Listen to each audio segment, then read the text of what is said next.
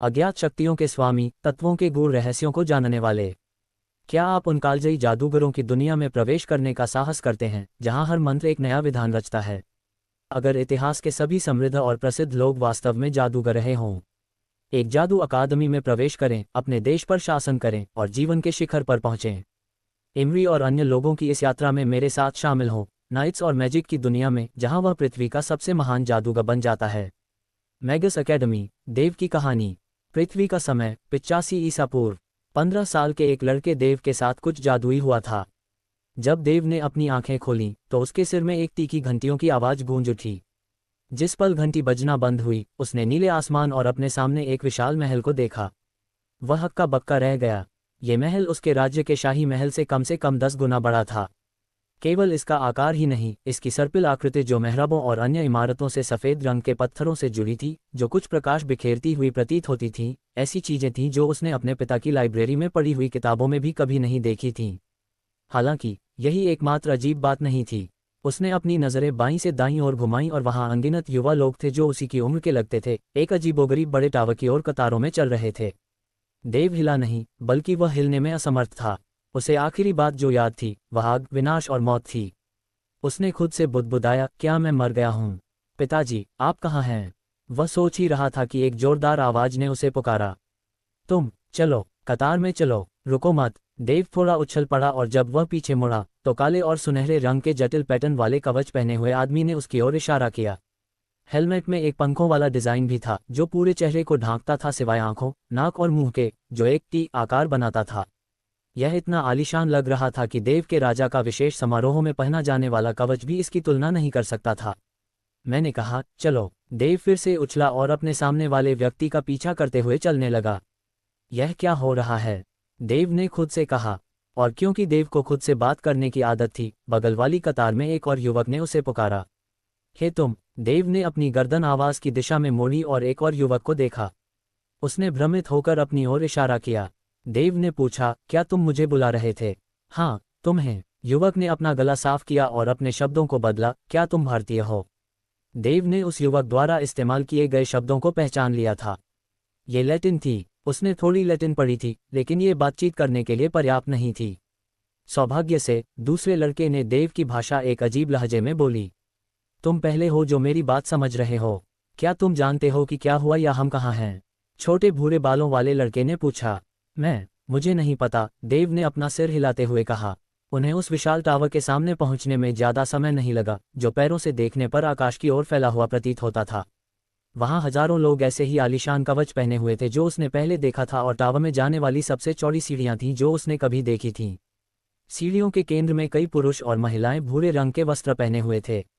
एक लंबी दाढ़ी वाले व्यक्ति, जो सबसे बड़े प्रतीत होते थे, आगे बढ़े। देव को लगा जैसे वह एक विशालकाय को देख रहा हो, जबकि बूढ़ा आदमी उसके पिता के आकार का ही था। और बूढ़े आदमी ने अपनी लाठी पटकी और उसके दिमाग में एक आवाज गूंज उठी। मैगस अकेडमी में आपका स्वागत है, बूढ़े आदमी ने अपने होंठ हिलाए बिना कहा। हजारों लोगों ने आश्चर्य से प्रतिक्रिया व्यक्त की क्योंकि उन्होंने बूढ़े आदमी को घूरना शुरू कर दिया। फिर आदमी ने आगे कहा, आप हजारों मानव लोगों में से चुने हुए कुछ लोग हैं। चाहे आप इस अवसर को भुनाते हैं या नहीं, यह आप पर निर्भर करता है। आप मैगस अकेडमी में हैं, मानवता की सरलता का शिखर। जादू, विज्ञान और शक्ति उन सभी के लिए उपलब्ध है जो इसे चाहते हैं। बूढ़े आदमी के ये शब्द कहने के बाद उसके पीछे का बैंगनी टावर थोड़ा चमक उठा। हम आप सभी को 7 दिन दे रहे हैं अपनी इच्छानुसार अध्ययन करने के लिए, और उसके बाद आप अपने संबंधित लोकों में लौट जाएंगे। यदि आप योग्य हैं और हमारे मानदंडों को पूरा करने में सक्षम हैं, तो मैगस अकेडमी आपके लिए एक बार फिर से खुल जाएगी। यदि आप दुर्भाग्यशाली हैं, तो आप इस जगह पर जो कुछ भी हुआ उसे भूल जाएंगे। अपने समय का बुद्धिमानी से उपयोग करें। मुझे उम्मीद है कि आप सभी सफल होंगे। बूढ़े आदमी के बोलने के बाद उसने अपनी लाठी लहराई और सभी को अपनी बाईं हथेलियों में जलने की अनुभूति हुई, जैसे उन्हें गर्म लोहे से मुहर लगा दी गई हो। देव की हथेली में नीचे से ऊपर की ओर एक रेखा वाला एक वृत्त बन गया और घंटियों की आवाज उसके सिर में फिर से भर गई। ज्यादा देर बाद जलन बंद हो गई और घंटियां भी बंद हो गईं। देव के कान खड़े हो गए क्योंकि उसने अपने आसपास के शब्दों को सुना। मैगस अकेडमी, हम सीखने की जगह पर हैं, एक यादृच्छिक व्यक्ति ने कहा। क्या मैं सपना देख रहा हूँ? देव को एहसास हुआ कि वह अपने आसपास की विभिन्न भाषाओं को समझ सकता है। वह उस लड़के से पूछने ही वाला था जिसने उससे पहले पूछा था जब एक महिला की आवाज उसके सिर में आई। सभी अपनी कक्षा और दुनिया के अनुसार इकट्ठा हो जाओ। अपने हाथ में मौजूद प्रतीक पर अपना ध्यान केंद्रित करो। यह एक अजीबोगरीब अनुरोध था, लेकिन इसे आजमाने में कोई हर्ज नहीं था, है ना? जैसे ही देव ने ऐसा किया, उसके हाथ पर बना प्रतीक चमक उठा और विभिन्न शब्द दिखाई दिए। देव, पुरुष, 15 साल, ग्रह 1002 पृथ्वी, मैगस अकेडमी क्लास 77। सब कुछ वास्तव में एक सपने जैसा था। अगर यह पुनर्जन्म था, तो क्या उसके पिता उसके साथ यहाँ नहीं होते? लेकिन नहीं, वह यहाँ नहीं था। एकमात्र तार्किक व्याख्या ये थी कि यह एक सपना था। अरे, तुम भी क्लास 77 और ग्रह 1002 के हो। ऐसा लगता है कि हम एक ही दुनिया से हैं। मेरा नाम जय है, तुम्हारा नाम क्या है? जय ने कहा, वह लड़का जिसने उससे पहले बात की थी। मैं देव हूँ। जय नाम के इस भूरे बालों वाले व्यक्ति में उसके चाल चलन और सफ़ेद कपड़ों से एक कुलीनता का भाव था। वह अचानक चिल्लाया, ग्रह 1002 पृथ्वी से और कौन है यहाँ? देव को किसी तरह लग रहा था कि यह आदमी भरोसेमंद है। उसने जय को कभी एक बार भी धैर्य खोते हुए नहीं देखा था, जबकि वह भी उसी स्थिति में था। देव ने भी इस लड़के के काम को मंजूरी दी। ये काफ़ी स्मार्ट था कि उनके अपने ग्रह से आए लोग एक साथ हों, ताकि वे एक दूसरे से उन चीज़ों के बारे में सवाल पूछ सके जो उन्हें यहाँ आने से पहले याद थीं। 3 युवा लोग वहां आए जहां देव और जय थे। वे ज्यादा दूर नहीं थे। सबसे पहले एक सुंदर काले बालों वाली भूरी त्वचा वाली लड़की आई। दूसरा एक और भूरे बालों वाला लड़का था जिसमें जंगलीपन का भाव था। अंत में तिरछी आंखों वाला एक लड़का आया जिसके लंबे काले बाल एक जूड़े में बंधे थे। वे सभी एक ही उम्र के लगते थे, लेकिन ये साफ था कि वे दुनिया के अलग अलग हिस्सों से आए थे। क्या सुंदर महिला पहले अपना परिचय देंगी? जय ने झुकते हुए कहा। मैं कियारा हूँ, दिल्ली, भारत से। ओह, ये हमारे करीब है, जय ने मुस्कुराते हुए जवाब दिया। फिर उसने तिरछी आंखों वाले लड़के की ओर इशारा किया और पूछा, तुम मेरे दोस्त? मैं जानता हूं कि तुम हमारे दोस्त पूर्व से हो। चीन, लड़के ने अपना सिर हिलाया और कहा, अर्जुन मेरा नाम है। वाह, ये तो चीन का सबसे पूर्वी क्षेत्र है। ये बहुत दूर है। देव ने उन नामों को उन चर्मपत्रों से पहचाना था जो उसने शाही लाइब्रेरी में पढ़े थे। जय का इन सब में इतना पारंगत होना, जय जहां से आया था वहां का एक उच्च कुलीन होना चाहिए। अंतिम लड़का, हालांकि अभी भी उनकी ही उम्र का था, उसकी एक मांसल काया थी। वह जय के करीब आगे बढ़ा और कहा, मैं त्रक्स हूँ, एक थ्रेशियन। जय, तुम एक रोमन हो, है ना?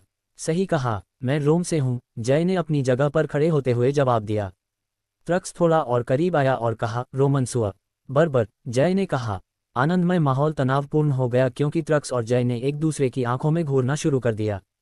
देव पीछे खड़ा होकर सबका अवलोकन कर रहा था। वह मदद नहीं कर सका, लेकिन उसे एक अजीब एहसास हुआ कि उनकी विभिन्नताओं के बावजूद उन सभी का एक लंबा भाग्य एक साथ होगा।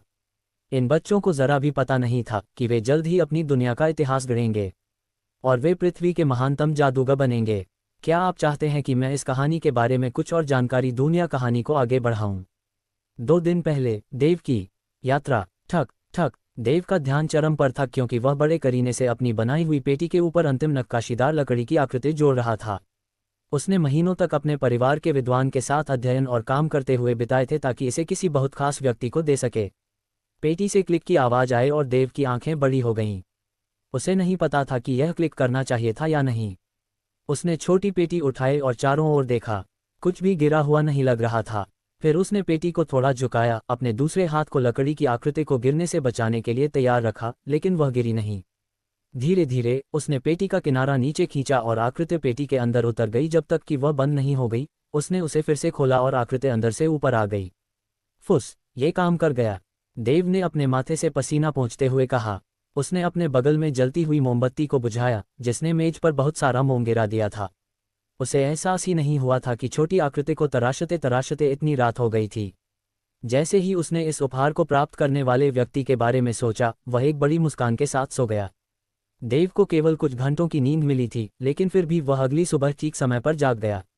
वह उठा, अंगड़ाई ली। उसका शरीर और दिमाग अभी भी उसे और सोने के लिए कह रहा था, लेकिन जब उसने मेज पर अपनी पिछली रात बनाई हुई छोटी पेटी देखी तो वह मुस्कुराया क्योंकि आज एक खास दिन था, उसकी वयस्कता का समारोह। दालान में वह अपने पिता जयवंत, जो अंबानी कुलीनता के प्रमुख थे, से टकरा गया। क्या तुम ठीक हो मेरे बेटे? तुम अभी भी नींद में लग रहे हो? जयवंत ने पूछा। मैं हाँ, देव ने अपना सिर खुजलाते हुए कहा। मुझे पता है कि तुम राजकुमारी के वयस्कता समारोह को लेकर उत्साहित हो, लेकिन तुम्हें अपने शरीर के बारे में सोचने की जरूरत है। तुम्हें बाद में अभ्यास भी करना है और हमें दोपहर तक निकलना होगा, जयवंत ने देव के सिर को सहलाने की कोशिश करते हुए कहा।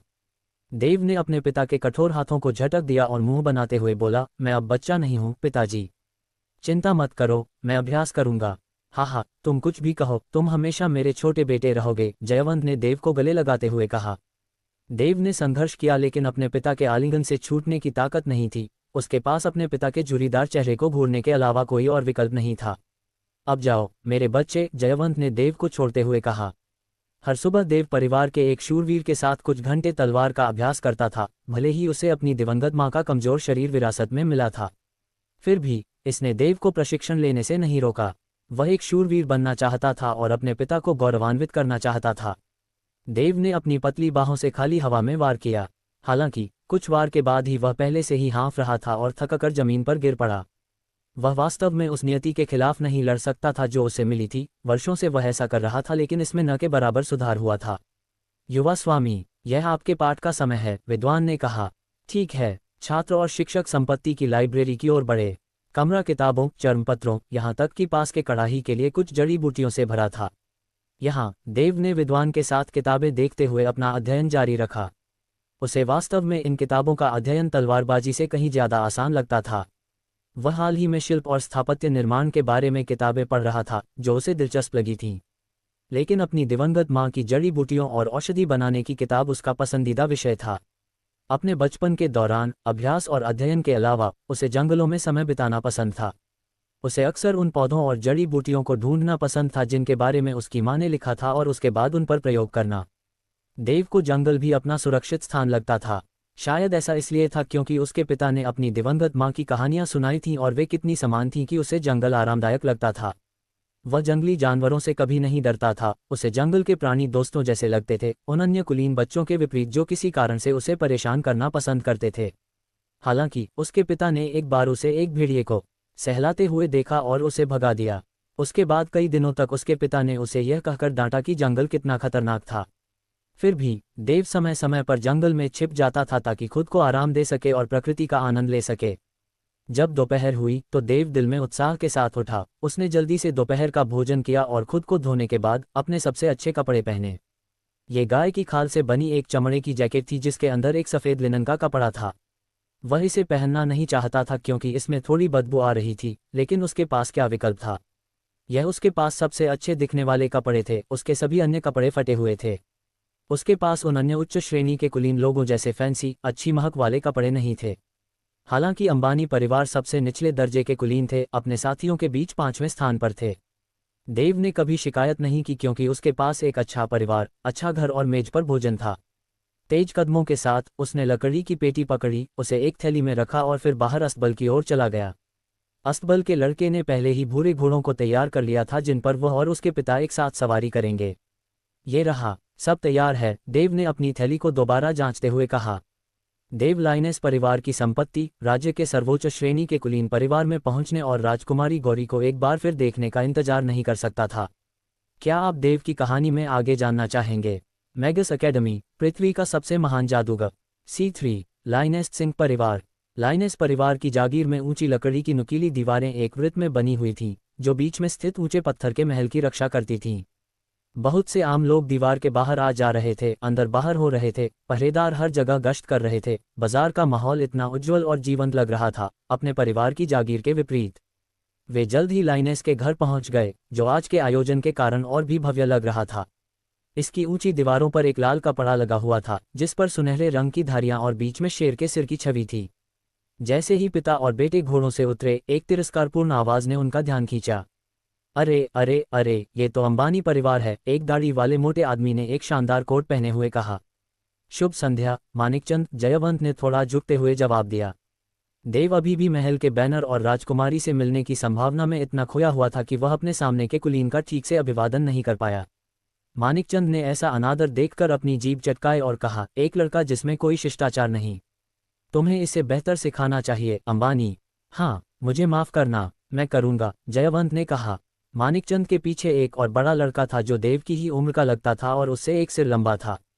वह बदबूदार भी है, पिताजी, मोटे लड़के ने अपनी नाक सिकुड़ते हुए कहा। ऐसे नीच व्यक्ति की चिंता मत करो, अभिमन्यु, मानिकचंद ने कहा। चलो मेरे बेटे, इससे पहले कि उनकी बदबू हम पर चिपक जाए। अभिमन्यु तब मुस्कुराया और अपने पिता के साथ जाने से पहले एक गर्व भरी नजर डाली। देव ने बेपरवाही का ढोंग किया जब उसने उन मोटे कुलीनों को घूरा, हालांकि उसके पीछे उसकी मुट्ठी पूरे समय बंधी हुई थी। उसे और उसके पिता को अपमानित किया जा रहा था, लेकिन वह कुछ नहीं कर सकता था क्योंकि उसके पिता ने उसे हमेशा ऐसे कुलीन के सामने कोई परेशानी न करने की याद दिलाई थी। आखिर मानिकचंद कुलीनता राज्य में राजा के परिवार के बाद दूसरे सबसे ऊंचे दर्जे के कुलीन थे और राजा के दाहिने हाथ भी थे। उनकी हैसियत में जमीन आसमान का फर्क था, भले ही दोनों परिवार कुलीनता से थे। देव इसे समझने के लिए काफी समझदार था। अन्य परिवारों को आने में ज्यादा समय नहीं लगा। कुछ घोड़ों पर सवार होकर आए तो कुछ अपनी गाड़ियों में महल के सामने के द्वार पर। जल्द ही वे एक एक करके महल में प्रवेश करने लगे। गलियारा बड़ा था और उसमें अलग अलग रंगों के कपड़े की बहुत सारी लटकी हुई सजावट थी। दीवारों पर बहुत सारी ट्राफियां, तलवारें और ढालें, धनुष, भाले आदि थे जो दिखाते थे कि राजा को शिकार कितना पसंद था। कमरे के बीच में एक बड़ी मेज लगी हुई थी और दूध, मटन, रोटी, पनीर, सूप, सब्जियां, एले आदि का भोज लगा हुआ था। तुरही और झांझ से संगीत पूरे महल में गूंज रहा था, जबकि सुडौल नर्तकियां एक दूसरे से घुलमिल रहे मेहमानों का मनोरंजन कर रही थीं। सभी कुलीन जो कर रहे थे उसे रोक दिया और उस व्यक्ति की ओर मुड़े जिसने चिल्लाया था, जय हो महाराज। अपने नाम के पहले भयंकर शिकारी, उनकी गरिमा महाराज वीरेंद्र सिंह लाइनेस और उनकी बेटी, अपने नाम की पहली राजकुमारी गौरी। मेहमानों ने मुख्य हॉल की भव्य सीढ़ियों पर देखा। फिर राजा अपनी गर्दन पर फर से भरे कोट पहने हुए दिखाई दिए।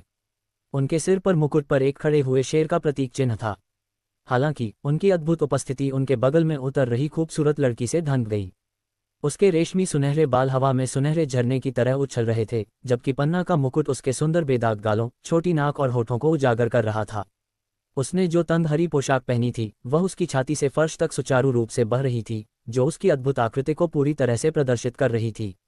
देव अपने मुंह खोले सुंदर राजकुमारी को घूरते हुए विस्मय में खड़ा था। फिर उसे एहसास हुआ कि राजकुमारी की निगाहें उस पर पड़ीं। उसने उसे संक्षेप में मीठी मुस्कान दी और फिर अपनी सीढ़ियों पर अपने कदमों को देखते हुए नीचे देखा।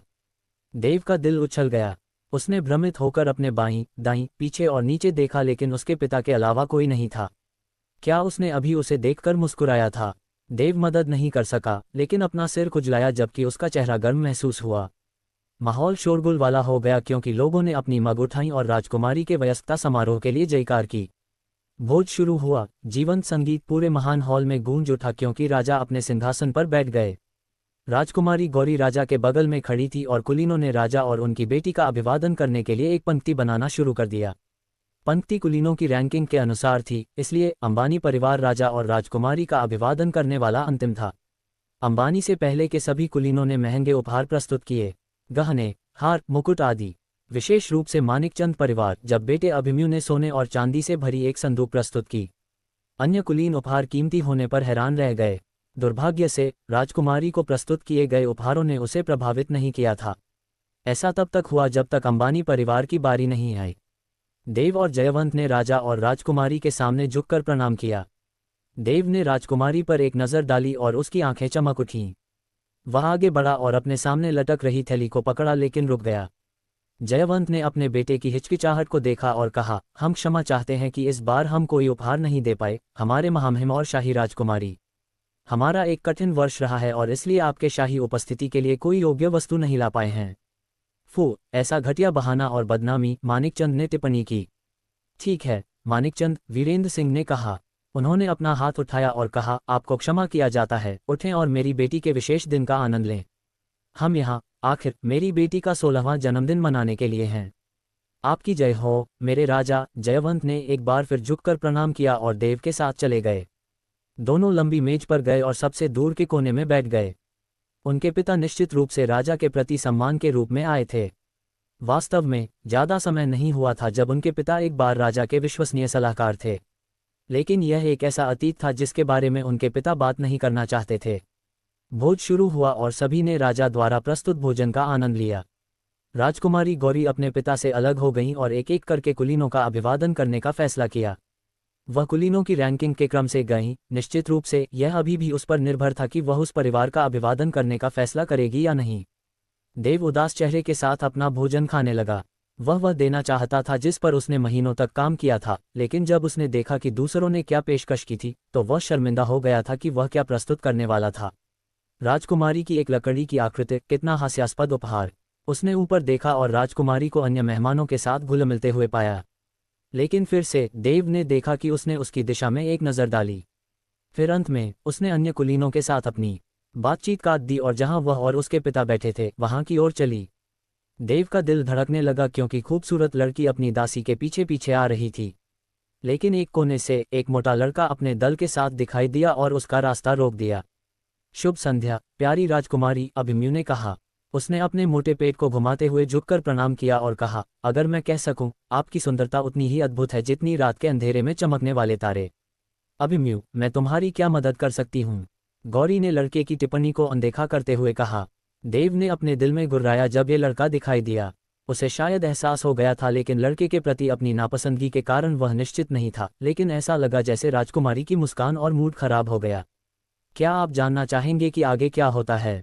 C4 राजकुमारी। उसके सुनहरे बाल, हरी आंखें और सफ़ेद चीनी मिट्टी जैसी त्वचा ने उसे बहुतों का प्यार दिलाया था, जिससे वह राज्य का गहना बन गई थी। कल उसका वयस्कता समारोह था और बहुत से कुलीन उसके पिता के महल में आएंगे। तुम्हें क्या लगता है, मुझ पर कौन सा ज्यादा फबता है, सफ़ेद वाला या सुनहरा वाला? गौरी ने अपनी पन्ना जैसी आंखों से लकड़ी के पुतलों पर लगे दो कपड़ों की तुलना करते हुए पूछा। आप दोनों ही कपड़ों में सुंदर लग रही हैं, मेरी रानी, उसकी दासी ने जवाब दिया। उसने चुपके से अपनी आंखें घुमा ली क्योंकि यह मददगार नहीं था। गौरी सफ़ेद कपड़े पहने पुतले के बगल में खड़ी हुई और बोली, मुझे लगता है कि सफ़ेद वाला मेरे लिए एकदम सही है। तुम्हें क्या लगता है? हाँ, आप सफ़ेद में प्यारी लग रही हैं, मेरी रानी, दूसरी दासी ने कहा। उसने अपनी जगह बदली और दूसरे पुतले के पास गई और कहा, दोबारा सोचने पर मुझे लगता है कि सुनहरा वाला मुझ पर ज़्यादा अच्छा लगेगा। यह मेरी आंखों को उभारता है ना? हाँ, आप बिल्कुल सही कह रही हैं, मेरी रानी, पहली दासी ने थोड़ा झुकते हुए जवाब दिया। एक और नीरस जवाब। जब भी वह दूसरों की राय पूछती, उसे बस प्रशंसा ही सुनने को मिलती। उसकी माँ, दिवंगत रानी के विपरीत, किसी ने भी उसे विरोध करने या अपने असली विचार देने की हिम्मत नहीं की। उसने आह भरी और बैठ गई और अपने ड्रेसिंग रूम की दीवार पर टंगी अपनी माँ के चित्र को घूरने लगी। गौरी ने हल्के से अपने होंठ काटे, यह इच्छा करते हुए कि उसकी माँ यहाँ होती। आखिरकार कल उसका 16वां जन्मदिन था, और भले ही वह बहुत सारी दासियों से घिरी हुई थी और बहुत से लोग उसे देखने आते, वह खुद को और भी अकेला महसूस करने से नहीं रोक पाए। दरवाजे पर दस्तक हुई और एक दासी ने उसे खोला। एक और दासी अंदर आए और गौरी को खबर दी। वह फिर राजा के अध्ययन कक्ष की ओर भागी। वहां दो पुरुष बात कर रहे थे और उनमें से एक राजा था, लेकिन उसके यहाँ आने का उद्देश्य उस दूसरे व्यक्ति को देखना था जिससे उसके पिता बात कर रहे थे। वह उस आदमी पर कूद पड़ी और बोली, मामा, वह आ गई, मेरी प्यारी भतीजी। रविंद्र ने उसे गले लगाते हुए कहा। रविंद्र गौरी की दिवंगत माँ के छोटे भाई थे। वह अन्य कुलीनों की तरह नहीं थे जो अपनी जागीर में रहना पसंद करते थे, इसके बजाय उन्हें 7 राज्यों और उससे भी आगे रोमांच पर जाना पसंद था। वह आमतौर पर महीनों तक गायब रहते थे, लेकिन उनके नवीनतम अभियान में उन्हें लगभग 2 साल लग गए थे। मुझे आपकी याद आए, मामा। कृपया मुझे अपने सभी महान रोमांच के बारे में बताओ। आप कहाँ गए थे? लोग कैसे थे? आपने क्या देख? गौरी अपने पिता की खांसी सुनकर रुक गई। रविंद्र हंसे और बोले, हा हा हा, अपनी घोड़ी को रोको मेरी भतीजी। मैं तुम्हें आज रात सब कुछ बताऊंगा। मैं वास्तव में कल तुम्हारे खास दिन के लिए यहाँ हूँ। यह मत सोचना कि मैं इसे भूल गया हूँ। अभी के लिए मैं चाहूंगा कि तुम अपनी आंखें बंद करो। अपने हाथ आगे बढ़ाओ, रविंद्र ने कहा। जैसे ही उसने ऐसा किया, एक खुरदुरी लेकिन हल्की वस्तु उसकी हथेलियों पर गिरी। उसकी आंखें चमक उठीं और उसने मोटा मुड़ा हुआ चर्मपत्र देखा। गौरी ने उसे खोला और चित्र को घूरने लगी। वीरेंद्र सिंह ने आह भरी और कहा, भाई, तुम इसे फिर से बिगाड़ रहे हो। मैं तुम्हारी शैतानी के लिए तुम्हें दोषी ठहरा रहा हूँ। कृपया मुझे क्षमा करें मेरे राजा, लेकिन ये दिवंगत रानी की हमारे पास बची हुई एकमात्र याद है, रविंद्र ने अपनी मुट्ठी छाती पर रखकर कहा। गौरी ने चर्मपत्र को बाईं ओर दाईं ओर घुमाया और किसी तरह उसे एहसास हुआ। उसने कहा, मामा, क्या ये? रविंद्र मुस्कुराए और बोले, हाँ, होशियार लड़की। इसे विश्व मानचित्र कहते हैं। ये सबसे पहले ग्रीक में बनाया गया था, लेकिन अब यूरोप में लगभग सभी जगह जहां मैंने यात्रा की है, इसका उपयोग करते हैं। कितना अद्भुत उपहार, मामा। धन्यवाद मामा, गौरी ने अपने मामा को एक बार फिर गले लगाते हुए कहा। यह उसे अग्रिम रूप से मिले सबसे अच्छे उपहारों में से एक था, जो किसी भी सुंदर कपड़े या गहनों से भी अधिक कीमती था। खैर, अब तुम जाओ, मुझे राजा के साथ कुछ बातें करनी हैं। मैं समझती हूँ मामा, लेकिन मुझसे वादा करो कि तुम मुझे अपने रोमांच के बारे में बताओगे। गौरी ने उसे एक बड़ी मुस्कान दी और बाहर निकलने से पहले एक सभ्य महिला की तरह प्रणाम किया। उस रात गौरी ने अपने मामा द्वारा यात्रा की गई सभी जगहों की कहानियों का आनंद लिया जब तक कि वह सो नहीं गई। और इसी कारण उसने विभिन्न घरों, लोगों, जानवरों और दूर दूर की दुनिया के बारे में सपने देखे। जब वह जागी तो वह अभी भी सपने और अपने मामा द्वारा बताई गई सभी जगहों के बारे में सोच रही थी।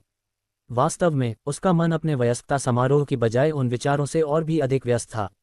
वह वास्तव में किसी से इसके बारे में बात करना चाहती थी और तैयार होते समय एक कुलीन लड़के का विचार उसके मन में आया। उसने खुद से कहा, हाँ, मुझे यकीन है कि वह आज यहाँ होगा। समारोह शुरू हुआ और जैसे ही वह अपने पिता के बगल में सीढ़ियों से नीचे उतरी, उसकी आंखों ने तुरंत एक लड़के को देखा जो क्षेत्र के बाकी कुलीनों की तुलना में एक आम आदमी जैसा दिखता था। वह उसके पास चलने का इंतजार नहीं कर सकती थी, लेकिन उसे पहले अपने कर्तव्य को निभाना था। इस प्रकार वह उसे चोरी छिपे देख रही थी। उपहार देना और अभिवादन समाप्त हो गया। अब उसे अपने कर्तव्यों को निभाना था। वह गई और अपनी दासियों के पीछे पीछे अन्य कुलीनों का अभिवादन किया। गौरी ने अंतिम कुलीन परिवार से कहा जिससे वह मिली थी, मुझे उम्मीद है कि आप सब आनंद ले रहे होंगे। उसने एक बार फिर देखा कि लड़का कहाँ था और फिर कहा, कृपया मुझे माफ़ करें। वह उसकी ओर बढ़ी, लेकिन उसके पिता के सलाहकार का बेटा, मानिकचंद का बेटा अभिमन्यु ने उसका रास्ता रोक दिया और कुछ अजीबोगरीब शब्द कहे। गौरी ने अपनी बाहें थोड़ी सिकुड़ी।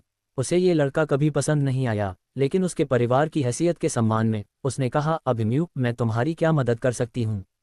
आपकी शाही राजकुमारी, मेरी क्षमा, लेकिन मैं अभी आपसे बात नहीं कर सकती, अभिमन्यु, गौरी ने कहा जब उसने लड़के को खड़े होकर दूर जाने की कोशिश करते देखा। गौरी सीधे लड़के के पास गई और चिल्लाई, देव, और बिना किसी सूचना के उसने उसकी बाँह पकड़ी और उसे बाहर खींच ले गई। इस हरकत ने कुछ कुलीनों को चौंका दिया, खासकर युवा कुलीन अभिमन्यु को, जिसे राजकुमारी ने बीच में ही काट दिया था और उस नीच लड़के के लिए छोड़ दिया था। क्या आप चाहते हैं कि मैं इस कहानी में देव और गौरी के आगे क्या होता है वह बताऊं? C5 सपना। वह उसके साथ मनमोहक बगीचे में था, समुद्र का शानदार नज़ारा, लहरों की आवाज़, चंद्रमा और तारों की किरणें तट से उस पर परावर्तित हो रही थीं, जिससे उसकी सुंदरता अवर्णनीय हो रही थी। देव ने उस सबसे खूबसूरत लड़की का चिकना और नर्म हाथ नहीं छोड़ना चाहा, जिस पर उसकी नज़र कभी पड़ी थी। उसका दिल उसकी छाती में धड़क रहा था। दासियों और पहरेदारों के कदमों की आहट पास आए और गौरी ने उस पर अपनी पकड़ छोड़ दी। राजकुमारी गौरी, हम मुसीबत में पड़ सकते हैं। अरे आओ भी, देव, तुम्हें मुझे राजकुमारी कहने की ज़रूरत नहीं है। हम ठीक रहेंगे। वैसे भी समारोह खत्म हो गया है और मुझे वहाँ दम घुट रहा था। मुझे ताज़ी हवा की ज़रूरत थी। कृपया, क्या तुम मेरे साथ चलोगे? उसे इस बात का पता नहीं था। देव वास्तव में इस बात को लेकर ज़्यादा चिंतित था कि उसके पिता उसे कैसे डांटेंगे, लेकिन वह राजकुमारी के अनुरोध को मना नहीं कर सकता था, है ना? इसके अलावा राज्य के गहना के साथ यहाँ का नज़ारा, वह उसे मना कैसे कर सकता था? मुझे एक सेकंड दो, मेरे पास तुम्हारे लिए एक सरप्राइज है, गौरी ने घूमते हुए कहा। सरप्राइज? मुझे ही तो। देव ने अपनी थैली पकड़ी, लेकिन गौरी उसकी बात बिल्कुल नहीं सुन रही थी। उसे वह मिल गया जिसकी वह तलाश कर रही थी और बोली, देखो इसे, देव। क्या ये? देव की आंखें चमक उठीं, ये पहचानते हुए कि गौरी ने उससे क्या निकाला था। बिल्कुल सही, गौरी ने मुस्कुराते हुए अनुमोदन किया। यह नीचे वाला अफ्रीका कहलाता है और सबसे दूर वाला चीन है। ये ठीक वैसी ही कहानी है जैसी हमने पहले चर्मपत्र पर पढ़ी थी। देव और गौरी एक दूसरे को काफ़ी समय से जानते थे। जब अन्य सभी बच्चे घोड़ों पर सवारी कर रहे थे और शिकार कर रहे थे, देव अपना समय पढ़ने में बिताना पसंद करता था। उसने अपने पिता की लाइब्रेरी में मिली सभी चर्मपत्र और पांडुलिपियां पढ़ ली थीं। इसलिए जब भी उसके पिता को लाइनेस के महल में कुछ काम होता था, तो वह हमेशा अपने पिता को उसे साथ लाने के लिए मजबूर करता था। उसने शाही लाइब्रेरी में मिली विभिन्न कहानियों को पढ़ने में बहुत समय बिताया था, और वहीं वह अक्सर गौरी से मिलता था। हालांकि वे अक्सर नहीं मिलते थे, वे इतनी जल्दी घुल मिल गए थे, शायद इसलिए कि उनमें दो बातें समान थीं। पहली ये थी कि वे दोनों दुनिया के विभिन्न इतिहास, स्थानों और जिज्ञासाओं के बारे में पढ़ना और अध्ययन करना पसंद करते थे, और दूसरी ये थी कि दोनों की माताएं उनके बचपन में ही मर गई थीं। हालांकि इसका बहुत कुछ राजकुमारी के मित्रवत रवैये के कारण था। उस शाम उन्होंने लगभग 1 घंटे तक उन नक्शों पर मौजूद जगहों के बारे में बात की जो उन्होंने केवल कहानियों में सुनी थीं। मुझे यकीन है कि तुम कर सकती हो। तुम एक राजकुमारी हो, तुम जो चाहो वह कर सकती हो, देव ने कहा। बिना महसूस किए राजकुमारी का दुनिया का पता लगाने का सपना देव के सपने का भी हिस्सा बन गया। चाहे वह इसलिए था क्योंकि वह स्वयं इस दुनिया के सभी आश्चर्यों में रुचि रखता था, या इसलिए कि वह उसके साथ एक साहसिक कार्य पर जाना चाहता था। गौरी ने एक बड़ी मुस्कान के साथ देव की ओर अपना चेहरा घुमाया और बोली, ये कहना तुम्हारा बहुत प्यारा है। धन्यवाद। इससे पहले कि वह गंभीर होती और बोली, फिर से धन्यवाद।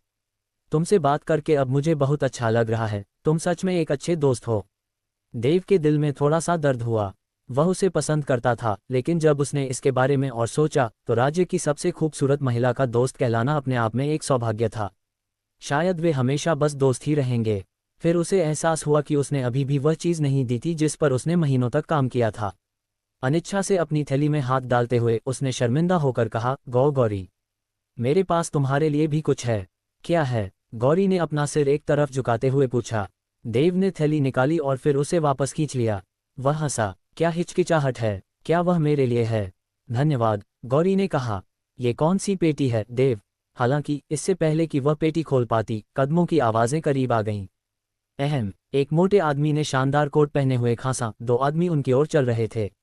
पिताजी, मानिकचंद जी, गौरी ने कहा। देव राजा को ठीक अपने बगल में देखकर हैरान था और मानिकचंद को राज्य के सर्वोच्च कुलीन के रूप में। आपके महामहिम, देव ने चिल्लाकर राजा के सामने झुककर प्रणाम किया। राजा ने उसे पहचान लिया। तुम जयवंत के बेटे हो, है ना? हाँ मेरे भगवान, देव ने जवाब दिया। मैंने तुम्हारी बेटी से तुम्हारे बारे में बहुत कुछ सुना है। मोटे कुलीन ने बीच में ही टोक दिया। आपके महामहिम, मैं सुझाव देता हूं कि आप राजकुमारी को इस लड़के के साथ खेलने से रोकें। उद्धरण चिन्ह विस्मयादिबोधक चिन्ह विस्मयादिबोधक चिन्ह विस्मयादिबोधक चिन्ह उद्धरण चिन्ह।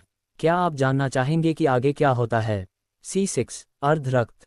अंबानी परिवार पहले से ही सबसे निचले पायदान पर था, लेकिन मानिकचंद का राजकुमारी और राजा से देव के साथ सामाजिक संबंध न रखने के लिए और दबाव बनाना हद पार कर रहा था। गौरी ने जमीन पर पैर पटके और उस मोटे कुलीन को घूरा। उसकी आवाज में एक तीखापन था। मानिकचंद जी, आप भले ही मेरे पिताजी के दाहिने हाथ हों, लेकिन आप मुझे ये बताने में अपनी हद पार कर रहे हैं कि मैं किसके साथ दोस्ती कर सकती हूं और किसके साथ नहीं। मानिकचंद ने अपनी भौहें सिकोड़ी। ये राजकुमारी उनके परिवार के लिए हमेशा से सिरदर्द रही थी। उसने इसके बजाय लड़के की ओर मुड़ा और आदेश दिया, लड़के, अपना सिर उठाओ, हमें तुम्हारा चेहरा देखने दो। देव, राजकुमारी के समर्थन के कारण बहादुर महसूस करते हुए, अपना चेहरा उठाया और मानिकचंद की आंखों में सीधे देखा। मानिकचंद मुस्कुराया। देव की आंखों में चंद्रमा की रोशनी का प्रतिबिंब उसकी शंकाओं की पुष्टि कर रहा था। उसे यकीन नहीं था जब उसने इस बच्चे को पहले द्वार पर देखा था, लेकिन अब उसने पुष्टि कर दी। क्या आप देखते हैं, महाराज? लड़के की आंखें उसकी मां जैसी हैं। आपका क्या मतलब है, मानिकचंद? वीरेंद्र सिंह ने पूछा। आप देखिए, महाराज। मानिकचंद करीब झुका और फुसफुसाया, वह अर्धरक्त है। एक वन मानव, वीरेंद्र सिंह ने देव की आंखों को घूरते हुए कहा। वन मानव वे इंसान थे जो भारतीयों के घने जंगली इलाकों में रहते थे।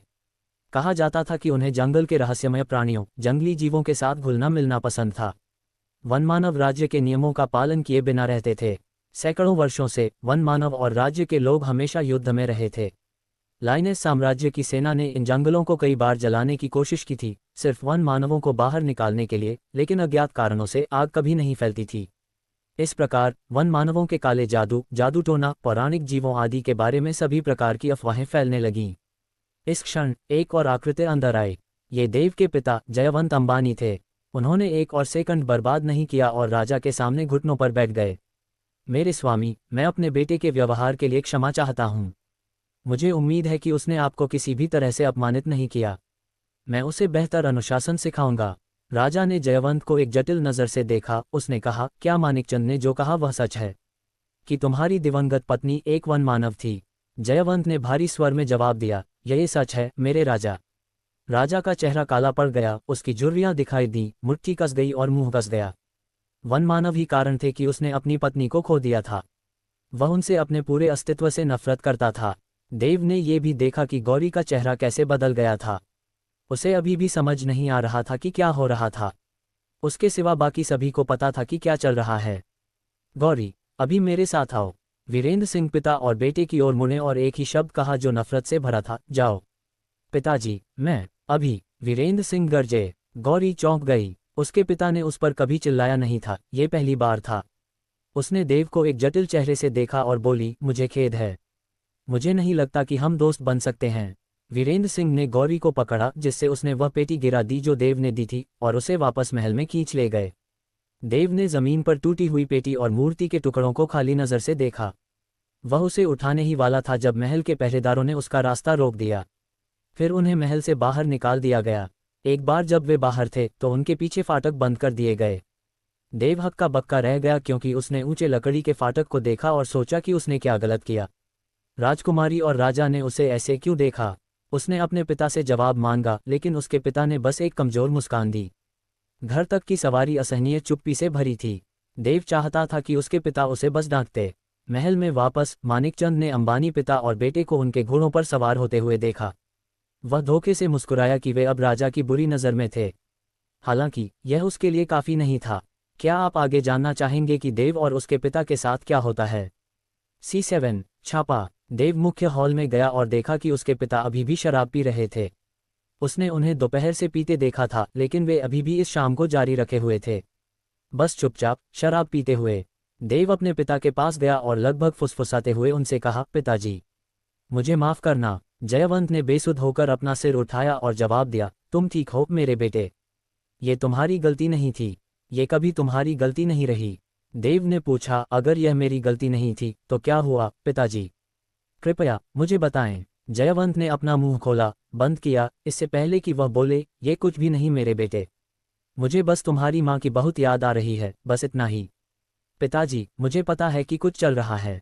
मैं अब बच्चा नहीं हूँ।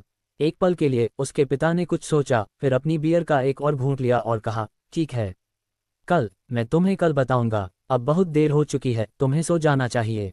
देव अभी इस मामले को और आगे बढ़ाना ही वाला था कि दूर से उनकी युद्ध की सीटी की आवाज़ गूंज उठी। वह और उसके पिता खिड़की की ओर गए और दूर से मशालें लिए हुए परछाइयों को देखा। मुख्य हॉल का दरवाजा जोर से खुला और एक शूरवीर अंदर आया। मेरे स्वामी, लुटेरे आ गए हैं। शूरवीर की छाती से एक तलवार निकली हुई थी। तलवार वापस खींची गई और खून जमीन पर छलक गया। 3 खूनी लुटेरे आ गए, उनके चेहरे कपड़े से ढके हुए थे। वहां हैं वे लड़के, सामने वाले लुटेरे ने चिल्लाया। इन वन मानव प्रेमी लोगों को मार डालो। देव, छिप जाओ। जयवंत ने चिल्लाते हुए अपनी म्यान से तलवार निकाली। नहीं, मैं आपकी मदद करना चाहता हूँ। देव ने विरोध किया। बहस करने का समय नहीं है, मैं जो कहता हूँ वह करो। जयवंत ने कहा, एक लुटेरे की तलवार से टकराते हुए। अन्य 2 ने बगल से घेरने की कोशिश की। जयवंत ने पहले लुटेरे को धक्का दिया और पीछे कूद गया, बगलों से हमलों से बचते हुए। उसने अपनी तलवार लहराई और 2 सिर लकड़ी के फर्श पर लुढ़क गए। कुछ ही सेकंड में लुटेरे के साथी मर गए थे। लुटेरा तब एक कदम पीछे हटा और भाग गया। जयवंत एक समय में एक उच्च पदस्थ कुलीन रहा था। उसने कभी भी राज्य की राजनीति में उच्च पदस्थ कुलीन बनने के लिए नहीं खेला था, बल्कि अन्य राज्यों के साथ प्रमुख लड़ाइयों में उसके महान योगदान पूरे देश में प्रसिद्ध थे, जिससे उसे शेर का दांत का खिताब मिला था। इसलिए भले ही जयवंत दोपहर से शराब पी रहा था, तलवार से उसके कौशल अभी भी बेजोड़ थे। जयवंत ने अपने बेटे से कहा, मेरे पीछे आओ। लेकिन अभी उसके पिता गरजे। जयवंत ने कहा, जल्दी करो, अंधेरा होगा, इसलिए मैं चाहता हूं कि तुम अपना हाथ दीवार पर रखकर सीधा चलते रहो। मार्ग के अंत में एक सीढ़ी होगी जो अस्तबल तक जाती है। एक घोड़ा लो, पश्चिम की ओर जाओ और नदी का पीछा करो। तुम वहां सुरक्षित रहोगे। आपके बारे में क्या? देव ने पूछा। मैं उन्हें यहाँ रोके रखूंगा और सुनिश्चित करूंगा कि कोई पीछे ना आए। एक बार जब मैं सुनिश्चित कर लूंगा कि सब कुछ ठीक है तो मैं ढूंढूंगा। इधर, एक अज्ञात व्यक्ति ने चिल्लाया। उनके पास कदमों की आहट पास आए और जयवंत ने अपने शब्दों को रोका। उसने मशाल को धकेलने से पहले फुसफुसाया, तुम मेरी दुनिया हो मेरे बेटे। बड़े हो जाओ और मजबूत बनो। जाओ अभी। मैं। देव ने अपने शब्दों को पूरा नहीं किया क्योंकि उसके पिता ने उसे बंद होते हुए अलमारी के पीछे धकेल दिया। वह उठा और टूटी हुई दरार को देखा जहां से वह झांक सकता था। उसने अपनी आंखें उस पर डाली और देखा कि दर्जनों लुटेरे तहखाने में घुस गए। तुम्हारा लड़का कहाँ है? वन मानव प्रेमी, लुटेरे ने पूछा। ये वही लुटेरा था जो भाग गया था। वह अपने साथियों को बुलाने के बाद वापस आ गया था। तुम उसे कभी नहीं ढूंढ पाओगे। अब बहुत बात हो गई और मुझे दिखाओ कि तुम्हारे पास क्या है। जयवंत ने अपनी स्टील की तलवार लहराते हुए घोषणा की। उसे मार डालो, लुटेरे ने कहा। देव ने अपने पिता की शक्ति देखी। एक एक करके लुटेरे गिरते गए, लेकिन वे बहुत ज्यादा थे। धीरे धीरे उसके पिता की सांसें तेज हो गईं और वह एक घुटने पर गिर गया। पहले लुटेरे ने उसके पीछे छिपकर जयवंत की पीठ पर वार करने में कामयाबी हासिल की। जयवंत धूल भरी जमीन पर औंधा पड़ा और उठने के लिए संघर्ष किया, लेकिन लुटेरे ने उसकी पीठ पर पैर रख दिया, जिससे जयवंत उठने में असमर्थ हो गया। देव ने अपने मुंह पर हाथ रखकर खुद को चिल्लाने से रोक दिया। उसकी आंखों से आंसू बह रहे थे। उसे अपने पिता को गिरते हुए देखकर असहाय महसूस हुआ। लुटेरे ने अपनी गर्दन अलमारी की दिशा में घुमाई और मुस्कुराया। जयवंत की आंखें चौड़ी हो गईं। उसने अपने बेटे को भाग जाने के लिए कहा था, लेकिन वह अभी भी यहीं था।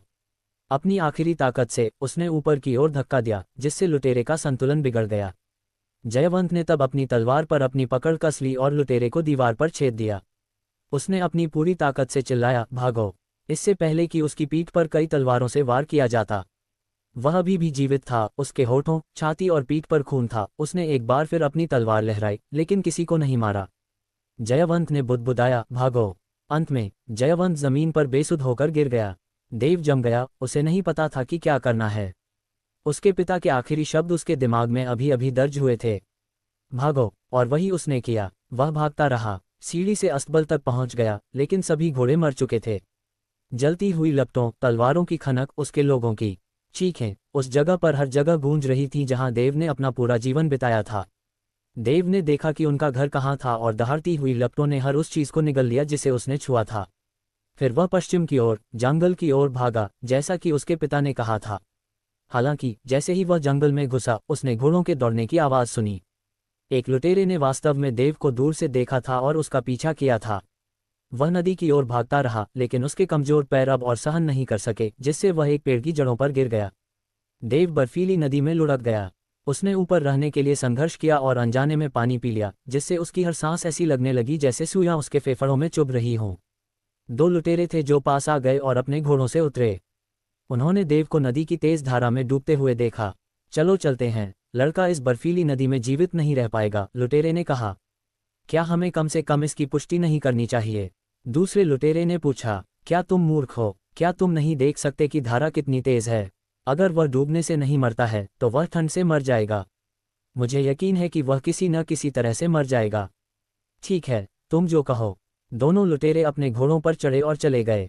देव डूब गया, वह धारा के खिलाफ कुछ नहीं कर सका और जब नदी समाप्त हुई तो एक झील में गिर गया। उसका दिल उसकी छाती में धड़क रहा था, ऐसा लग रहा था जैसे उसके फेफड़े फटने वाले हों। उसने किसी को, कुछ भी उसे बचाने की कामना की। जल्द ही उसने संघर्ष करना बंद कर दिया। वह होश खो रहा था जब तक कि वह झील के तल तक नहीं पहुंच गया। क्या यह अंत है? हालांकि उसने ध्यान नहीं दिया कि एक बेल उसकी ओर रेंग रही थी। बेल उसके पैर के चारों ओर लिपट गई और उसे वापस जमीन पर खींच लिया। कुछ सेकंड बाद उसने हिंसक रूप से खांसा, वह सारा पानी थूक दिया जो उसने पिया था। देव नहीं जानता था कि वह कैसे बच गया। फिर वह कीचड़ भरी जमीन पर रेंगता रहा। वह अब लेटा हुआ था, रात के आकाश को घूर रहा था। उसके शरीर का हर हिस्सा दुख रहा था। वह कांप रहा था, उसकी दृष्टि धुंधली हो रही थी, लेकिन उसकी नज़र एक बार फिर 3 तारों पर पड़ी जो एक कतार में थे।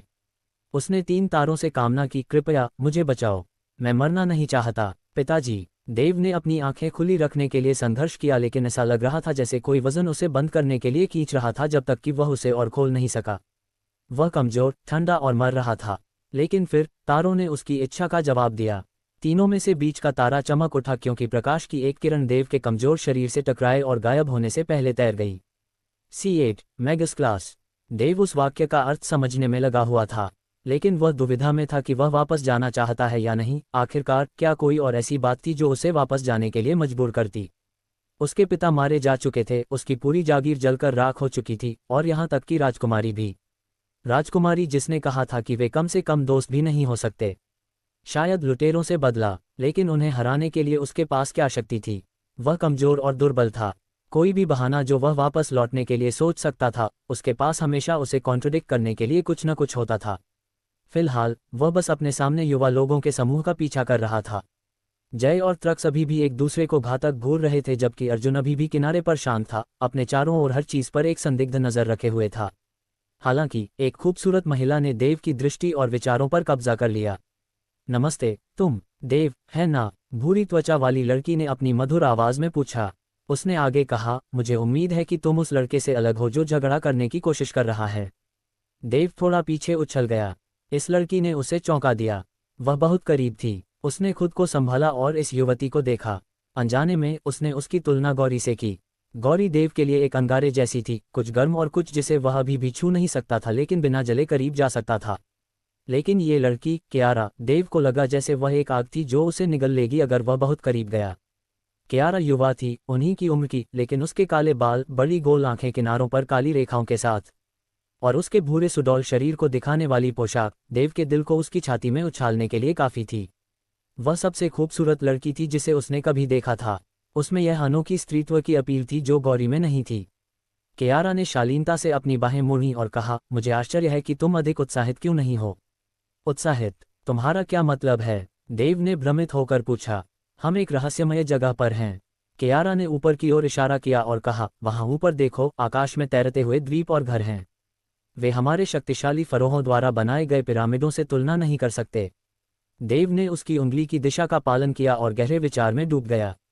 वह सही थी, उससे पहले ये ध्यान क्यों नहीं आया। वह अपने चारों ओर हो रही जादुई घटनाओं से विस्मय में खड़ा था। उद्धरण चिन्ह डॉट डॉट डॉट।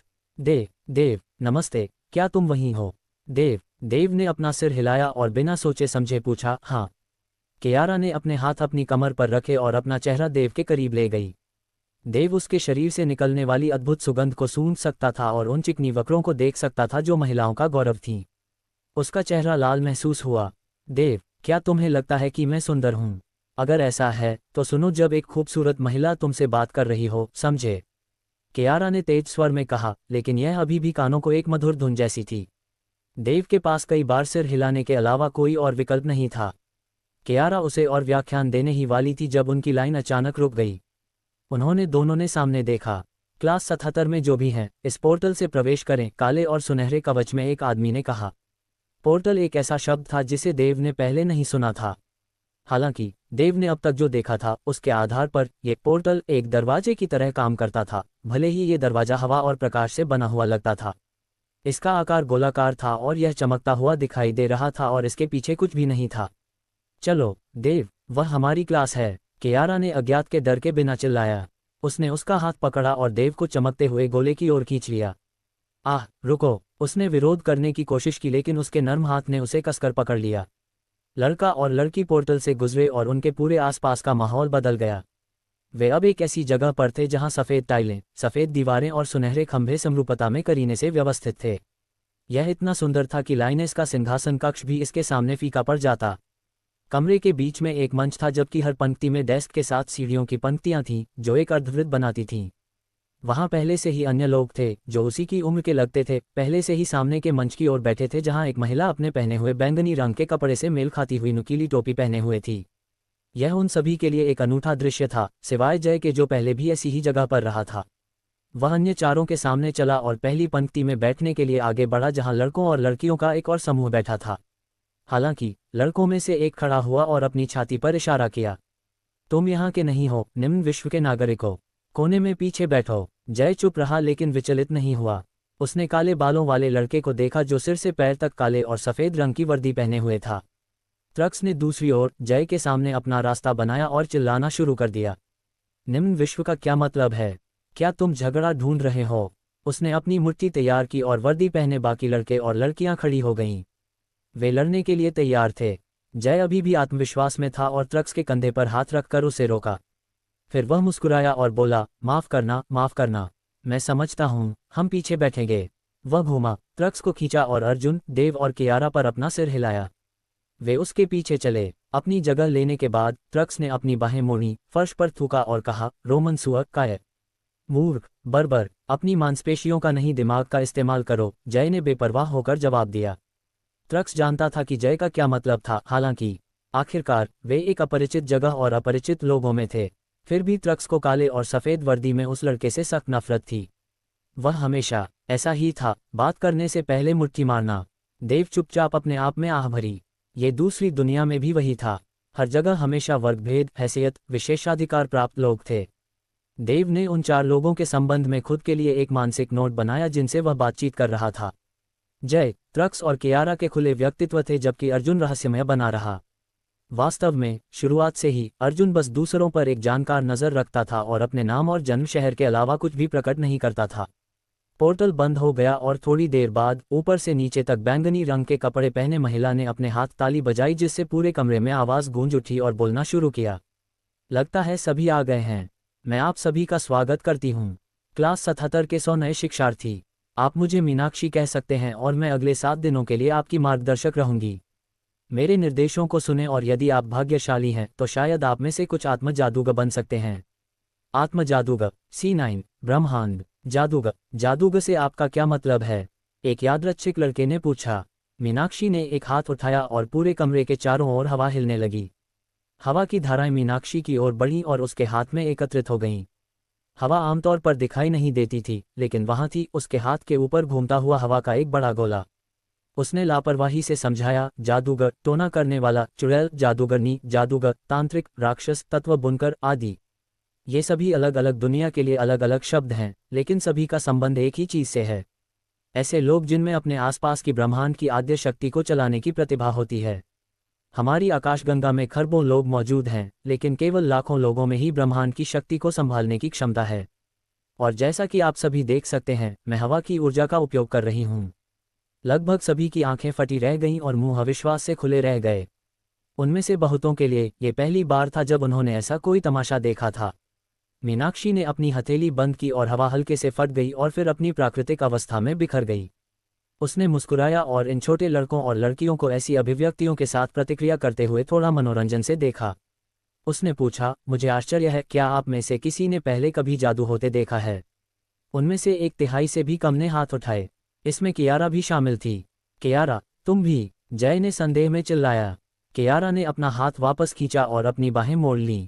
जरूर, हमारे दरबार के पुजारी कभी कभी बारिश करवाकर या नील नदी में बाढ़ लाकर एक फलदायी वर्ष के लिए अनुष्ठान करते हैं। कुछ खास मौकों पर भी वे लाठी को सांप में बदलकर प्रदर्शन करते हैं। उसकी लालित्य, कभी कभी अहंकार, जिस तरह से उसने अपने लोगों को संदर्भित किया, देव ने इसे देखा था और सोचे बिना नहीं रह सका कि वह एक कुलीन पृष्ठभूमि से आती है। मीनाक्षी ने सिर हिलाया और एक और सवाल पूछा, अगला, आप में से कौन पहले से ही ब्रह्मांड की ऊर्जा को संभालने में सक्षम है? इस बार कम लोगों ने हाथ उठाए। ये हर 10 लोगों में 1-2 जैसा था। वास्तव में उनमें से अधिकांश उन अभिमानी लड़कों और लड़कियों से आए थे जो काले और सफ़ेद वर्दी में सामने बैठे थे और उन्होंने हाथ उठाए थे। देव और जानना चाहता था कि क्या कोई और था जो जादू कर सकता था। उसे एक और मिला जो उनके विपरीत कोने में बैठा था। चूंकि उसकी नज़र अच्छी थी, वह समझ सकता था कि लड़की कैसी दिखती थी। उसके लंबे काले बाल थे जो उसने पहने हुए बड़े गहरे घूंघट से झांक रहे थे। उसकी पीली त्वचा लगभग उतनी ही सफ़ेद थी जितनी उसने पहनी हुई पोशाक। और जैसे ही देव ने उसे घूरा, उसका घूंघट अचानक उसकी दिशा में खिसक गया और देव को अपनी रीढ़ में एक ठंडक महसूस हुई, जिससे उसने अपनी नज़र हटा ली और अपना ध्यान मीनाक्षी पर वापस कर लिया। कमरा अंधेरा हो गया और उसके कंगन ने कमरे के बीच में एक छवि चमकाई। छवि के केंद्र में एक बड़ा गोला तैर रहा था जिसमें 4 पूंछें छवि के किनारे की ओर घूम रही थीं और पूंछों के बीच बहुत सारे छोटे चमकते बिंदु थे। बिंदु अलग अलग रंगों के थे, नीला, सफ़ेद, पीला, नारंगी, लाल और अलग अलग आकार के। मीनाक्षी ने अपनी कलाई को युवा लोगों के समूह की ओर इशारा किया और प्रकाश की तैरती हुई छवि जूम इन हुई और हरे और नीले गोले पर केंद्रित हुई। उसने एक बेसर स्वर में कहा, विश्व 0623 कालिया। तो आप सभी एक जादूगर दुनिया से आए हैं। मुझे लगता है कि यह आश्चर्यजनक नहीं है कि आपकी दुनिया से 18 लोगों को चुना गया। उसने अपनी कलाई झटका दी और तैरती हुई गेंद गायब हो गई। मीनाक्षी ने कहा, हमारी आकाशगंगा में सैकड़ों हजारों मानव दुनिया हैं। हर साल 10,000 प्रतिभाशाली युवा लोगों को 1,000 भाग्यशाली दुनिया से चुना जाता है। चूंकि सैकड़ों हजारों दुनिया थी, इसलिए किसी दुनिया को फिर से चुने जाने में आमतौर पर सैकड़ों साल लगते थे। बेशक, कुछ दुनिया ऐसी भी थी जिन्हें विशेष उपचार मिलता था, जैसे कालिया। मानव दुनिया को 3 श्रेणियों में विभाजित किया गया था। निम्न वर्ग की दुनियाएं जिन्होंने अभी तक प्रकृति की शक्ति का उपयोग नहीं किया था। मध्यम वर्ग की दुनियाएं जिन्होंने धातुओं, पानी, पृथ्वी का मानव के लाभ के लिए उपयोग किया था। मध्यम वर्ग की दुनियाओं को औद्योगिक युग के रूप में वर्णित करना होगा। अंत में उच्च वर्ग की दुनियाएं, जहां बिजली की शक्ति का उपयोग करने जैसे महान आविष्कार किए गए थे, जैसे कि जो आधुनिक युग या इससे भी बेहतर जादुई युग तक पहुंच चुके थे। कालिया उच्च वर्ग की दुनिया से संबंधित थी। कम से कम उच्च वर्ग की दुनिया से 10 लोगों का चयन किया जाएगा। वास्तव में इन दुनियाओं को हर 5 साल में एक बार अवसर मिलता है। देव ने मीनाक्षी के स्पष्टीकरण को ध्यान से सुना, तो वह सोचे बिना नहीं रह सका कि वे अभिमानी लड़के और लड़कियां ऊंचे और शक्तिशाली अभिनय करने के लिए अपनी जगह पर थे। जय ने टिप्पणी की, हमारी दुनिया इतनी बड़ी है लेकिन हम में से केवल 5 को चुना गया। ऐसा लगता है कि हमारी दुनिया को कम से कम दसियों साल या सैकड़ों साल में चुना जाता है। ऐसा लगता है कि हम बहुत भाग्यशाली हैं।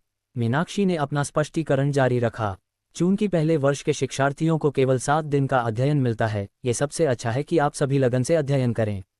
यह आपके लिए और शायद आपकी दुनिया के लिए जीवन में एक बार का मौका हो सकता है। हम आपको जो मौका दे रहे हैं उसे बर्बाद न करें। देव को जादू नामक कौशल सीखने की संभावना पर खुशी महसूस हुई। अध्ययन करना वह सबसे अच्छा करता था और वह हमेशा नई चीजें सीखने में रुचि रखता था। अब जब हमने ये सब तय कर लिया है, तो जादूगर बनने सीखने का पहला कदम खुद को जानना है। मीनाक्षी ने अपनी उंगली हिलाई और एक और गोल वस्तु दिखाई दी। मैं चाहता हूं कि हर कोई खड़ा हो जाए और इस क्रिस्टल बॉल के अपने सिर के ऊपर उड़ने का इंतजार करे। चलो देखते हैं कि इस साल हमारे पास कितने प्रतिभाशाली बच्चे हैं। मीनाक्षी मुस्कुराई क्योंकि उसने 100 युवा लोगों के खड़े होने और उसने निर्देश दिया था। हालांकि उस मुस्कान ने देव और अन्य लोगों को असहज कर दिया। C10 तत्व स्कैन पूरा हुआ। पीला पृथ्वी से संबंध। वह बोला। लगभग सभी हैरान थे, एक वस्तु कैसे बोल सकती है। मीनाक्षी ने समझाने की जहमत नहीं उठाई क्योंकि क्रिस्टल बॉल ने अपना नया लक्ष्य चुना और एक रहस्यमय युवा लड़की के ऊपर चली गई जिसने एक बड़ा घूंघट पहना हुआ था, जिसके किनारों से उसके लंबे बाल झांक रहे थे और उसकी त्वचा बर्फ जैसी सफ़ेद थी। गेंद को हरा चमकने में देर नहीं लगी। स्कैन पूरा हुआ। हरा वनस्पति से संबंध। जो दूसरे समझ नहीं पाए थे वे बड़बड़ाने लगे। मीनाक्षी ने तब समझाना शुरू किया जबकि क्रिस्टल बॉल इधर उधर उड़ रही थी। आप में से बहुत से लोग सोच रहे होंगे, मुझे यहाँ समझा दें। शैशवावस्था में पूरा ब्रह्मांड केवल अंधेरा था और उस अंधेरे से देवी देवता उभरे। हालांकि देवी देवता इस बात पर बंटे हुए थे कि वे क्या हासिल करना चाहते थे। कुछ दुनिया को जीवन से भरना चाहते थे, कुछ शाश्वत खालीपन चाहते थे। यह अपरिहार्य था कि देवी देवताओं के बीच युद्ध छिड़ जाएगा और ऐसा हुआ भी। युग बीत गए और देवी देवताओं की लड़ाइयाँ समाप्त हो गईं। जिन्होंने जीवन चाहा था वे जीते, जाहिर है। देवी देवताओं के बीच युद्ध से निकली आदिम ऊर्जाओं ने अनगिनत आकाशगंगाओं को जन्म दिया और उनमें से एक हमारी है। इन ऊर्जाओं को हम 10 तत्व कहते हैं। 10 तत्व 4 मुख्य तत्वों में विभाजित हैं, जैसे कि अग्नि, वायु, जल और पृथ्वी, जबकि 4 उप तत्व बिजली, बर्फ, वनस्पति और धातु हैं। ये 8 तत्व हैं जो पूरे ब्रह्मांड में सबसे प्रचुर मात्रा में हैं, लेकिन अंतिम 2 तत्व वे बंधन हैं जो सब कुछ एक साथ बांधे रखते हैं। वे किसी व्यक्ति में दिखाई देने वाले सबसे दुर्लभ भी हैं, अंधेरा और प्रकाश। जैसे ही मीनाक्षी ने समझाना समाप्त किया, एक गंजे और साधारण कपड़े पहने लड़के के ऊपर घूमती हुई क्रिस्टल बॉल सफ़ेद चमक उठी। स्कैन पूरा हुआ। सफ़ेद प्रकाश से संबंध। मीनाक्षी थोड़ी लाल हो गई, चाहे वह उत्साह के कारण हो या शर्मिंदगी के कारण, केवल वही जानती थी। जैसा कि मैंने कहा है, ये काफ़ी दुर्लभ है कि हर साल हमारे पास प्रकाश या अंधेरे तत्वों वाला कोई शिक्षार्थी होता है। क्रिस्टल बॉल ने बेतरतीब ढंग से लोगों का चयन किया और अंत में वह कालिया, एक जादूगर दुनिया के युवा समूह के पास वापस आए। उनकी दुनिया के एक और युवा लड़के को स्कैन किया गया और क्रिस्टल लाल चमक उठा, इससे पहले कि उसका आधा हिस्सा बैंगनी हो गया। स्कैन पूरा हुआ। लाल और बैंगनी दोहरा संबंध। अग्नि और वायु। कई तत्वों से संबंध रखना दोधारी तलवार जैसा है। ये सौभाग्य और अभिशाप दोनों है। मीनाक्षी ने उस युवा लड़के पर टिप्पणी की जिसके चेहरे पर पहले घमंड भरी मुस्कान थी। कुछ मिनट बीत चुके थे और क्रिस्टल बॉल लगभग सभी को स्कैन करना समाप्त कर चुकी थी। कालिया के 18 युवाओं में ज्यादातर एक ही तत्व से संबंध था, लेकिन उनमें से 5 में दोहरा तत्व था। थोड़ी देर बाद क्रिस्टल बॉल देव के समूह के ऊपर तैरने लगी। वे स्कैन होने वाले अंतिम लोग थे। ये पहले जय के पास पहुंची और अपनी किरण छोड़ी। ये पीली हो गई इससे पहले कि लाल रंग से आधी हो गई। पीला और लाल दोहरा संबंध। पृथ्वी और अग्नि। जय ने अपने चेहरे पर मुस्कान के साथ सीटी बजाए। ट्रक्स अगला स्कैन हुआ। लाल अग्नि से संबंध। जय के चेहरे पर आधी मुस्कान थी क्योंकि उसने ट्रक्स को क्रिस्टल बॉल से बहस करते देखा कि उसके पास रोमन सुअर की तुलना में कम तत्वों से संबंध क्यों है। लेकिन जय की शरारती मुस्कान तब विस्मय में बदल गई जब उसने क्रिस्टल को कियारा के ऊपर 3 में विभाजित होते देखा। गेंद के अंदर के रंगों ने 3 अलग अलग रंगों को दिखाया। स्कैन पूरा हुआ। बैंगनी, नीला और इंडिगो। तिहरा संबंध। वायु, जल और बिजली। हम इस कक्षा के 100 युवाओं में से अब तक तुम ही एकमात्र शिक्षार्थी हो जिसके पास 3 तत्व हैं, मीनाक्षी ने एक जानकार नज़र के साथ टिप्पणी की। कक्षा में थोड़ा हलचल शुरू हो गई और चेहरे पर थोड़ी प्रशंसा के भाव थे, खासकर लड़कों के। वास्तव में उनमें से कई थे और इस खूबसूरत, आकर्षक, भूरी त्वचा वाली महिला के पास 3 संबंध थे। हालांकि अन्य लड़कियों के चेहरे ने एक अलग कहानी बताई। इसने दिखाया कि किसी व्यक्ति के पास 3 तत्वों का होना कितना दुर्लभ था। वास्तव में एक असाधारण महिला। जय ने चिल्लाया। ये ज्यादा नहीं था, कियारा ने अपने बाल झटकते हुए जवाब दिया। बधाई हो कियारा, देव ने मुस्कान के साथ कहा। धन्यवाद प्यारे, कियारा ने आंख मारते हुए मुस्कुराया। अगला क्रिस्टल अर्जुन की ओर बढ़ा और एक ही रंग दिखाया।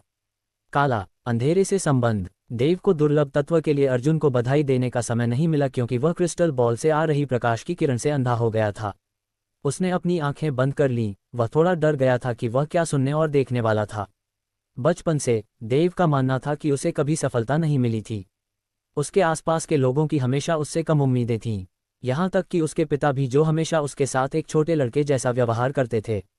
उसने कभी खुद को खास या अपने पिता की लाइब्रेरी में पढ़ी हुई कहानियों का नायक महसूस नहीं किया। क्रिस्टल बॉल चमकीली चमक उठी इससे पहले कि वह अंधेरी और फिर पारदर्शी हो गई। सब शांत था। क्रिस्टल बॉल को स्कैन पूरा करने में केवल कुछ सेकंड लगते थे, लेकिन ये थोड़ा बहुत लंबा था। देव ने अपनी आंखें खोली और पारदर्शी क्रिस्टल बॉल को घूरा। उसने आह भरी। ये वैसा ही था जैसा उसने सोचा था। वह कुछ भी नहीं था। वह खास नहीं था। लेकिन वह यहाँ क्यों था? क्या किसी ने या किसी चीज़ ने गलती की थी? वह बैठने ही वाला था जब कियारा ने उसका नाम बुदबुदाया। देव। स्कैन पूरा हुआ। नीला। क्रिस्टल बॉल ने नीला दिखाया। इसका मतलब था कि उसमें जल से संबंध था।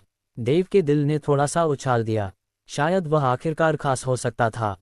लेकिन फिर क्रिस्टल बॉल आधी हो गई और एक और रंग दिखाया। पीला, हरा, पीला, पृथ्वी से संबंध, और फिर तीसरा रंग हरा, वनस्पति से संबंध, एक तिहरा संबंध। देव हर किसी की आंखें उसे घूरते हुए महसूस कर सकता था। उसे अपनी सांसें छोटी होती महसूस हुई। वह थोड़ा अपना सिर नीचे करना चाहता था और डेस्क के नीचे छिपना चाहता था। ये पहली बार था जब उसे सभी का ध्यान पूरी तरह से अपने ऊपर मिला था।